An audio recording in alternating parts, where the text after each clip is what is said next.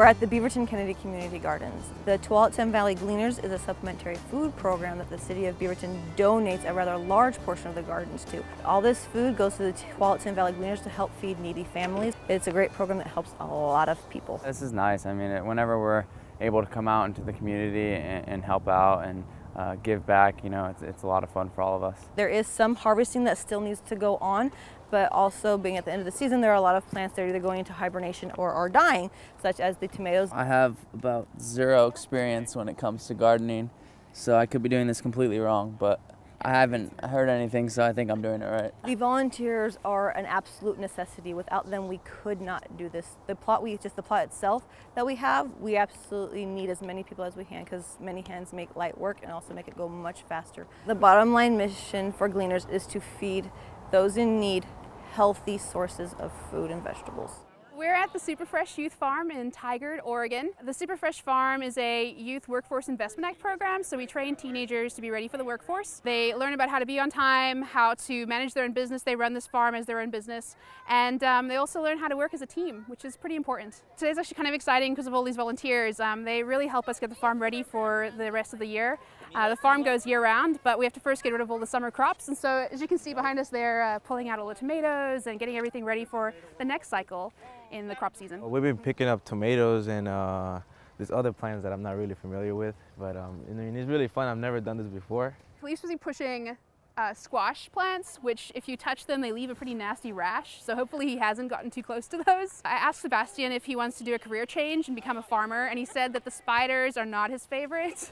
So not really a gig he wants to pursue later on in life. Spiders and a whole bunch of bugs that I'm not really, you know, happy with, but I mean, it's fun just being here and, as I told you, you know, experiencing a different thing. Just to stay on top of weeding is a full-time job, so volunteers make a huge difference for us because it makes us able to focus on the business side of things with our youth instead of focusing on weeding every day. Well, I'm with Friends of Trees, and we're out here today in Happy Valley, and we are planting over 400 trees and shrubs with Portland Timbers and part of the Stand Together with Hands On Portland, and we're really excited to be part of this. Timbers have been a wonderful partner with us and have helped us plant hundreds of more trees throughout the Portland metro region. I think it's just seeing everyone out here working together for a good cause. Me and Chris Taylor jumped at the chance to sort of get out here and get our hands dirty, do some hard work, but it's good to see everyone out here. That's all yours. Woohoo. Young and old, working together for the community and planting some native trees. How's it going over here? So far so good. How about you? Pretty good. Free up the roots a bit, give them a bit of freedom to grow. So here we're gonna go with the red cedar down here by the creek. Dig it out just a little bit, not too deep. See the roots on the side, try to open them up a little bit. It's looking pretty good. And then now we just fill in over top. That's gonna grow maybe to 100 feet tall, possibly larger. And I'll have to come back and see it in a few years. 1, 2, 3.